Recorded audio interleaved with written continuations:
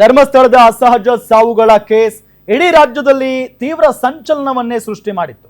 ಇದೀಗ ಪ್ರಕರಣಕ್ಕೆ ಹೊಸ ತಿರುವು ಸಿಕ್ಕಿದೆ. ಪ್ರಮುಖ ಆರೋಪಿಯಾಗಿರೋ ಚಿನ್ನಯ್ಯ ಹೈಕೋರ್ಟ್ಗೆ ರಿಟ್ ಅರ್ಜಿಯನ್ನ ಸಲ್ಲಿಸಿದ್ದು ಸ್ಫೋಟಕ ವಿಚಾರಗಳನ್ನ ಉಲ್ಲೇಖಿಸಿದ್ದಾರೆ. ಕ್ಷೇತ್ರಕ್ಕೆ ಮಸಿ ಬಳಿಯಲು ಬರೋಬ್ಬರಿ 200 ಕೋಟಿ ರೂಪಾಯಿಗಳ ಬಜೆಟ್ ಇಟ್ಕೊಂಡು ತನ್ನನ್ನ ಬಳಸಿಕೊಂಡು ಧರ್ಮಸ್ಥಳದ ವಿರುದ್ಧ ಷಡ್ಯಂತ್ರ ರೂಪಿಸಲಾಗಿದೆ ಅಂತ ಚಿನ್ನಯ್ಯ ಹೈಕೋರ್ಟ್ಗೆ ರಿಟ್ ಅರ್ಜಿ ಸಲ್ಲಿಸಿದ್ದಾರೆ. ಎಸ್ಐಟಿ ತನಿಖೆಯನ್ನ ಪೂರ್ಣಗೊಳಿಸುವಂತೆ ನಿರ್ದೇಶನ ನೀಡಬೇಕು ಅಂತ ಕೋರಿದ್ದಾರೆ. ಈ ಷಡ್ಯಂತ್ರದಲ್ಲಿ ಮಹೇಶ್ ಶೆಟ್ಟಿ ತಿಮರೋಡಿ, ಗಿರೀಶ್ ಮಟ್ಟಣ್ಣವರ್, ವಿಠಲ್ ಗೌಡ, ಜಯಂತ್, ಯೂಟ್ಯೂಬರ್ಗಳಾದ ಸಮೀರ್ ಎಂಡಿ, ಅಜಯ್, ದಿನೇಶ್ ಸೇರಿದಂತೆ ಹಲವರ ಪಾತ್ರಗಳ ಬಗ್ಗೆಯೂ ವಿವರವಾಗಿ ಉಲ್ಲೇಖಿಸಲಾಗಿದೆ. ಅರ್ಜಿ ವಿಚಾರಣೆ ನಡೆಸಿದ ಹೈಕೋರ್ಟ್ ಎಸ್ಐಟಿ ನೋಟಿಸ್ ಜಾರಿಗೊಳಿಸಿದೆ. ತನಿಖೆಯ ಸ್ಥಿತಿಗತಿ ಬಗ್ಗೆ ಮಾಹಿತಿ ನೀಡೋದಕ್ಕೆ ಎಸ್ಐಟಿಗೆ ಸೂಚನೆಯನ್ನ ನೀಡಲಾಗಿದೆ.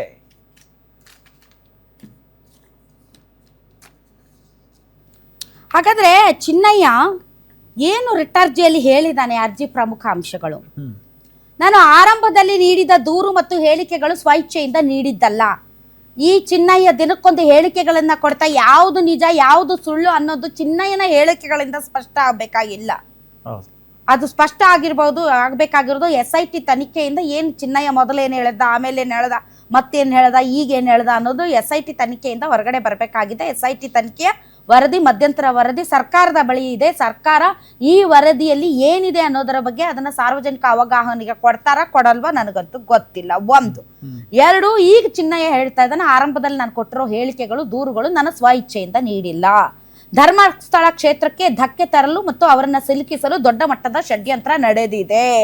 ಏನ್ ತಿಂತಿದ್ದಿ ಹೊಟ್ಟಿಗೆ? ಇಡೀ ರಾಜ್ಯದ ದಿಕ್ಕು ದೆಸೆ ಗಮನ ಎಲ್ಲ ಹುಚ್ಚಾಪಟ್ಟೆ ಹುಚ್ಚರಂತೆ ಹಳ್ಳ ಹಿಡಿಸಿದ್ಯಲ್ಲ. ಮೊದಲು ಏನ್ ತಿಂತಿದ್ದಿ ಹೊಟ್ಟಿಗೆ? ಅಂತೀನಿ.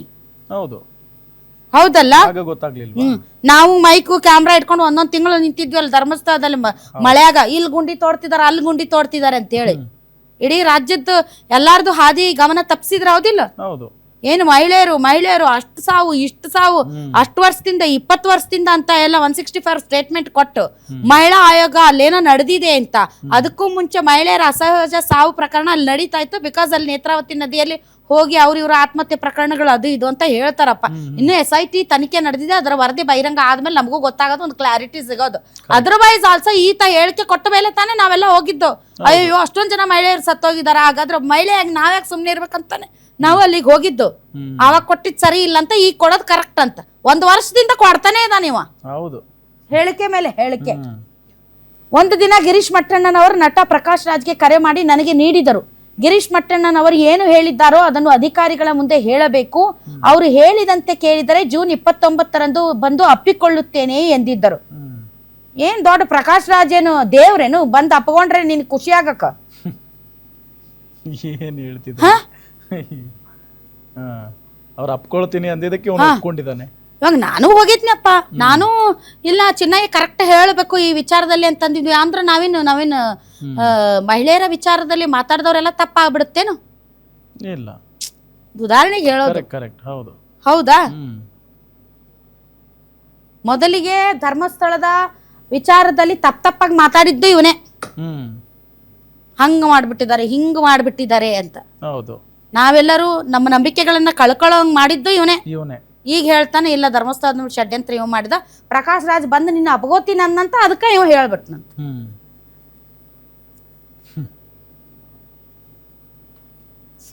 ಈಗ ಯಾರೇ ನಿಜವನ್ನ ಬಯಲು ಮಾಡಿದರೆ, ನಿಜ ಇದ್ದರೆ ಎಲ್ಲರೂ ಅಪ್ರಿಶಿಯೇಟ್ ಮಾಡ್ತಾರ. ಎಲ್ಲಾರು ಅಪ್ಕೊಳ್ಳೋದೇನ್ ನಿನ್ ತಲೆ ಮೇಲೆ ಇಟ್ಕೊಂಡು ಕೂರಿಸ್ತಾರೆ. ನೀ ಸುಳ್ಳು ಹೇಳಿದಿ ಅಂತಂದ್ರೆ ಕಾನೂನು ಪ್ರಕಾರ ನಿನಗೆ ಶಿಕ್ಷೆ ಆಗತ್ತ. ನಿನ್ ಕೈಯಲ್ಲಿ ಯಾರ್ಯಾರು ಗಿರೀಶ್ ಮಟ್ಟಣ್ಣನವರು ಸುಳ್ಳು ಹೇಳ್ಸಾರ, ಮಹೇಶ್ ತಿಮರೋಡಿ ಸುಳ್ಳು ಹೇಳ್ಸಾರ, ಮತ್ ಇನ್ನೊಬ್ರು ಸುಳ್ಳು ಹೇಳ್ಸಿದಾರ, ಆ ಧರ್ಮಸ್ಥಳದ ನಂಬಿಕೆಗಳಿಗೆ ದ್ರೋಹ ಬಗೆಯುವ ನಿಟ್ಟಿನಲ್ಲಿ ಷಡ್ಯಂತ್ರ ರೂಪಿಸಿದಾರ, ಕಾನೂನ ಪ್ರಕಾರ ಪ್ರೂವ್ ಆದ್ರೆ ಅವ್ರಿಗೂ ಶಿಕ್ಷೆ ಆಗಬೇಕು. ಹೌದಲ್ವಾ? ಇಲ್ಲ ನೀ ಸುಳ್ಳು ಹೇಳಿದ್ರೆ ನಿನಗೂ ಶಿಕ್ಷೆ ಆಗಬೇಕು. ನನ್ನಷ್ಟೇ ಯಾಕೆ ಒಳಗಾಕಿದ್ರಿ ಅಂತ ಕೇಳ್ತಿದ್ದ ನಾನು. ಹೌದು, ಅದು ಸತ್ಯ ಇದೆ. ನನ್ನಷ್ಟೇ ಯಾಕೆ ಒಳಗಾಕಿದ್ರಿ? ಷಡ್ಯಂತ್ರ ರೂಪಿಸಿದವ್ರು ಎಲ್ಲಾರನ್ನೂ ಬಿಟ್ರಿ, ಹೇಳೋನ್ ಮಾತ್ರ ನನ್ನೊಬ್ಬನ್ನೇ ಒಳಗಾಕಿದ್ರಿ. ಅದ್ರಲ್ಲೂ ಕೂಡ ಸತ್ಯ ಸುಳ್ಳು ಸುಳ್ಳು. ನಮ್ಗೇನ್ ಚಿನ್ನಯ್ಯ ಅಲ್ಲ, ಮಹೇಶ್ ತಿಮ್ರೋಡಿ ಅಲ್ಲ, ಗಿರೀಶ್ ಮಟ್ಟಣ್ಣವರ ಬೇರೆಯವರಲ್ಲ. ಅಲ್ಲಿ ನೀವೇ ನಂಬಿಸಿದ್ರಿ ಅಲ್ಲಿ ಮಹಿಳೆಯರ ಕೊಲೆ ಆಗಿದೆ ಅಂತ. ಹೌದಲ್ಲ? ಅಷ್ಟು ಇಷ್ಟು ಉದ್ದದ ನಾವು ಓದಿದ್ದೆ. ತಮಿಳಿನಲ್ಲಿ ನನ್ನ ಜೊತೆ ಪ್ರಕಾಶ್ ರಾಜ್ ಮಾತಾಡಿದ್ರು. ಈ ಷಡ್ಯಂತ್ರಕ್ಕಾಗಿ ನಡೆದಿದ್ದು ಬರೋಬ್ಬರಿ 200 ಕೋಟಿ ವಹಿವಾಟು. 200 ಕೋಟಿ ವಹಿವಾಟು. ದುಡ್ಕೊಂಡು ತಿನ್ನವ್ ನೀನು, ದಿನಕ್ಕೆ ದುಡ್ಕೊಂಡು ತಿನ್ನವ್. 200 ಕೋಟಿದ್ ಗೊತ್ತಾಯ್ತಾ ನಿನಗ? ಒಬ್ಬರ ಹೆಸರು ಕೆಡಿಸೋಕೆ ಈ ರೀತಿ 200 ಅಲ್ಲ, ನನಗ್ ಗೊತ್ತಿಲ್ಲ. ಇದ್ರೂ ಇರ್ಬೋದೇನೋ, ಯಾರಿಗ್ ಗೊತ್ತು? ಇದ್ರೂ ಇರ್ಬೋದೇನೋ, ಗೊತ್ತಿಲ್ಲ ನಮ್ಗೆ. ಇನ್ನು ಈ ವಿಚಾರದಲ್ಲಿ ಹಿಂಗೆ ಅಂತ ಊಹಿಸಕ್ ಆಗಲ್ಲ. ಹೌದು, ನಮಗೇನ್ ಗೊತ್ತಿತ್ತು? ಸೂಟ್ ಕೇಸಲ್ಲಿ ಇವರೇ ಬುರುಡೆ ಕೊಟ್ಟು ಇವ್ನ ಕಳ್ಸಿದ್ರ ಅಂತೇಳಿ. ನಾವು ಅವ್ರು ಕರೆಕ್ಟ್ ಅಂತ.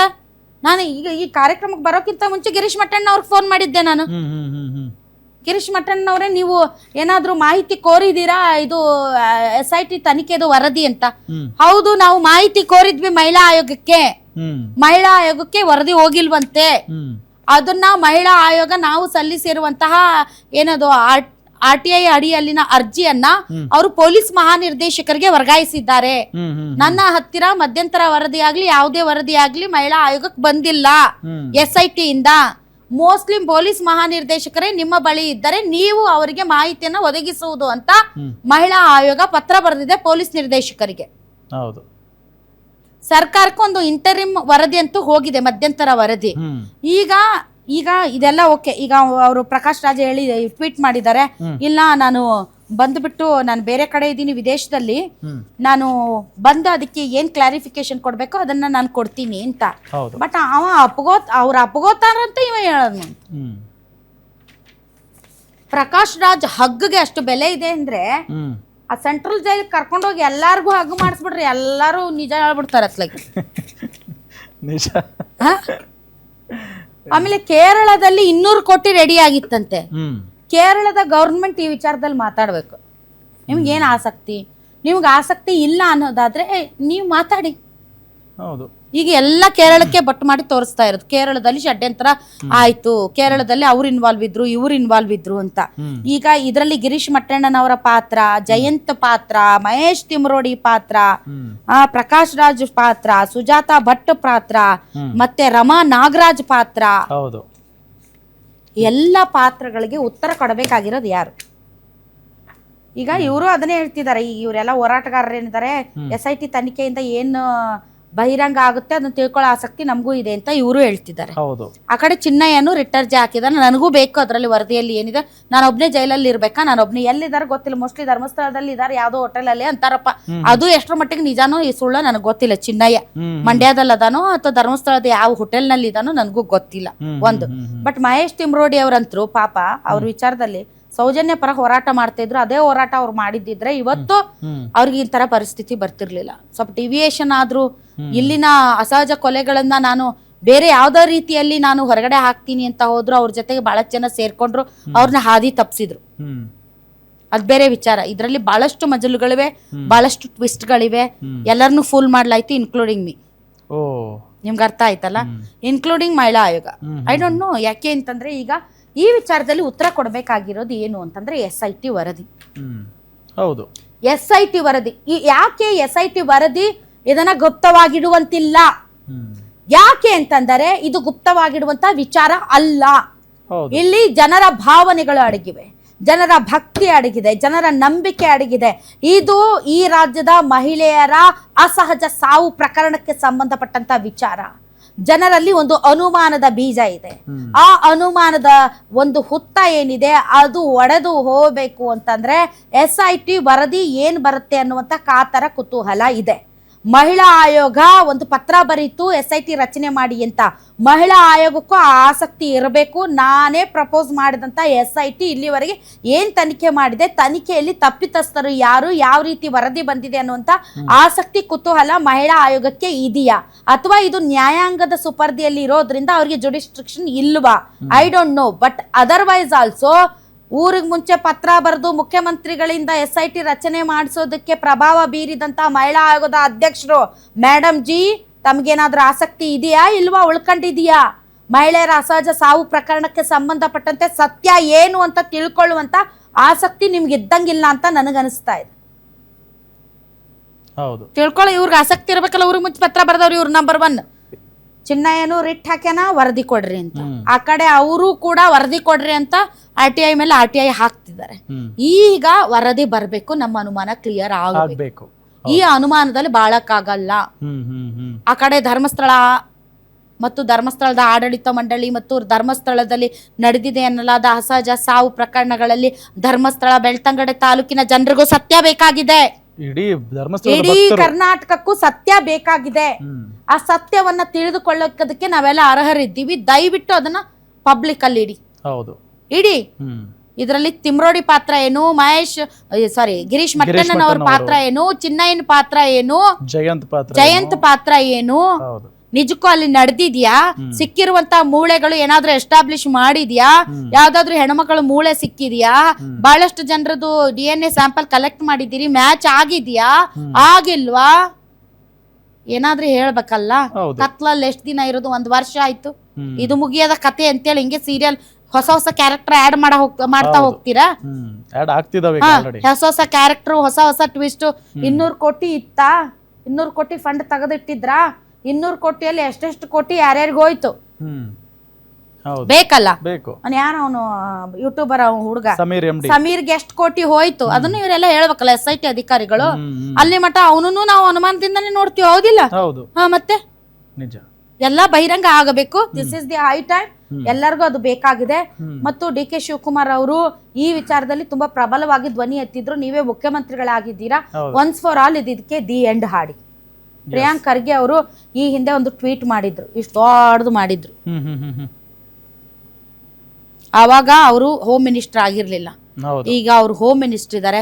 ದಯವಿಟ್ಟು ಪ್ರಿಯಾಂಕ್ ಖರ್ಗೆ ಅವರೇ, ನಿಮ್ಮ ನೇತೃತ್ವದಲ್ಲಿ ವರದಿ ಬಂದ ಮೇಲೆ ಪರ್ದಾ ಪಾಶ ಆಗ್ಬಿಡ್ಬೇಕು. ಯಾರ್ ಸರಿ ಯಾರ್ ತಪ್ಪು ಹೇಳ್ಬಿಡ್ಬೇಕು ನೀವು. ನಮಗ ಅವಾಗ ಸಮಾಧಾನ ಆಗಿತ್ತ, ಆಗಿಲ್ಲ, ಕರೆಕ್ಟ್ ಆಗಿಲ್ಲ ಅಂತ ಅಂದರೆ ಅದಕ್ಕಿಂತ ದೊಡ್ಡ ಸಮಾಧಾನ ಮತ್ತು ಸಂತೋಷ ಯಾವುದೂ ಇಲ್ಲ, ಹೌದಲ್ಲ? ಸೊ ಯಾರ್ಯಾರು ಏನೇನ್ ಮಾತಾಡಿದ್ದಾರೆ ಈ ವಿಚಾರದಲ್ಲಿ ಬಂದು ನೋಡೋಣ. ಕೇಸಲ್ಲಿ ನ್ಯಾಯ ಸಿಗ್ಲಿ ಅಂತ ನಾನು ಆ ಹೋರಾಟಕ್ಕೆ ನಾನು ಕೈ ಜೋಡಿಸಿ, ಹಾಗಂತ ಏನು ಆರೋಪ ಮಾಡಿದ್ದಾರೆ ಚಿನ್ನಯ್ಯ ಯಾರು ಅಂತ ನಂಗೆ ಗೊತ್ತಿಲ್ಲ. SIT ರಚನೆ ಆದ ಮೇಲೆ ಬಂದಂತ ವ್ಯಕ್ತಿ ಅವರು, ಆ ವ್ಯಕ್ತಿ ಯಾರಂತ ಗೊತ್ತಿಲ್ಲ, ಏನನ್ನೋದು ಗೊತ್ತಿಲ್ಲ. ಬಟ್ ಅವ್ರ ಹೆಂಡತಿ ಅಕೌಂಟ್ಗೆ ನಾನು ದುಡ್ಡು ಹಾಕಿದೀನಿ ಅಂತ ಆರೋಪನೂ ಮಾಡಿದ್ದಾರೆ. ಅದು ಸತ್ಯಕ್ಕೆ ದೂರಿದೆ. ಅವ್ರ ಆರೋಪ ಮಾಡೋದ್ರಲ್ಲಿ ಅವ್ರಿಗೆ ಇದಿದೆ, ಪ್ರಜಾಪ್ರಭುತ್ವದಲ್ಲಿ ಎಲ್ಲರಿಗೂ ಹಕ್ಕಿದೆ, ಮಾಡಿದ್ದಾರೆ. ಆದ್ರೆ ಅದನ್ನ ಪ್ರೂವ್ ಮಾಡಿದ್ರೆ ಅದನ್ನ ಆಕ್ಸೆಪ್ಟ್ ಮಾಡ್ತೇನೆ. ಆರೋಪ ಮಾಡೋದೇನು ಸುಲಭ. ಆ ಕೋರ್ಟ್ ಅಲ್ಲಿ ಆರೋಪ ಮಾಡಿ ಅದನ್ನ ಪ್ರೂವ್ ಮಾಡಿದಾಗ ಅದನ್ನ ನಾನು ವೆಲ್ಕಮ್ ಮಾಡಿ. ಆ ಪ್ರೂವ್ ಮಾಡ್ಲಿಲ್ಲ ಅಂದ್ರೆ ಮುಂದಿನ ದಿನಗಳೇ ನಾನು ಕಾನೂನು ಹೋರಾಟ ಅದಕ್ಕೆ ವೇಳೆಯಲ್ಲಿ ಹೆಸರು ಬಂದಿದೆ ಅನ್ನೋದು ಅದು ಇದು ನನ್ಗೆ ಏನು ಮಾಹಿತಿ ಇಲ್ಲ. ನನ್ಗೆ ಯಾರು ತನಕ ಕಂಡವ್ರು ಇವತ್ತವರೆಗೂ ಫೋನ್ ಮಾಡಿಲ್ಲ. ಶಕ್ತಿನ ಅಡಗಿಸ್ಲಿಕ್ಕೆ it is a court monitored. ಇದು ಕೋರ್ಟ್ ಅವರು SITಗೆ ಕೆಲವು ಪ್ರಶ್ನೆಗಳನ್ನ ಕೇಳಿದ್ದಾರೆ. SIT ಚೀಫ್ ಅದಕ್ಕೆ ಕೋರ್ಟಿಗೆ ಉತ್ತರ ಕೊಡ್ತದೆ. ಅದು ಇಲ್ಲಿ ನಾವು ಬಹಿರಂಗವಾಗಿ ಚರ್ಚೆ ಮಾಡ್ಲಿಕ್ಕೆ ಆಗೋದಿಲ್ಲ.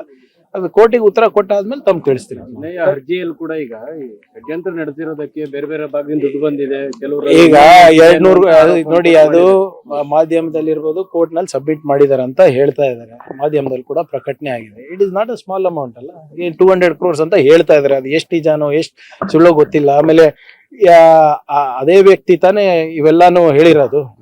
ಸೊ ಅವ್ರು ಎಷ್ಟು ಸತ್ಯ ಹೇಳ್ತಾ ಇದಾರೆ, ಎಷ್ಟು ಸುಳ್ಳು ಹೇಳ್ತಾ ಇದಾರೆ ಅಂತ ಪರಿಶೀಲನೆ ಮಾಡ್ಬೇಕಾಗುತ್ತೆ. ಈ ಕೋರ್ಟ್ ಅವರು SIT ಚೀಫ್ ಉತ್ತರ ಕೊಡಕ್ ಹೇಳಿದ್ದಾರೆ. ಅಲ್ಲಿ ಕೊಟ್ಟಾದ್ಮೇಲೆ ತಮ್ಮ ಮುಂದೆ ಬರ್ತಾರೆ. ಧರ್ಮಸ್ಥಳ ಪ್ರಕರಣದಲ್ಲಿ ಸಾಕಷ್ಟು ವಿಷಯಗಳು ಈಗ ಬೆಳಕಿಗೆ ಬಂದಿರುವಂಥದ್ದು. ಹಿಂದೆ ಸಿದ್ದರಾಮಯ್ಯನವರು ಮುಖ್ಯಮಂತ್ರಿಗಳಾಗಿದ್ದಾಗಲೇ ಏಕಾಏಕಿ SITಗೆ ಆದೇಶ ಮಾಡಿದಾಗಲೇ ಸಾಕಷ್ಟು ಅನುಮಾನಗಳಿಗೂ ಕೂಡ ಎಡೆ ಮಾಡಿಕೊಟ್ಟಿತ್ತು.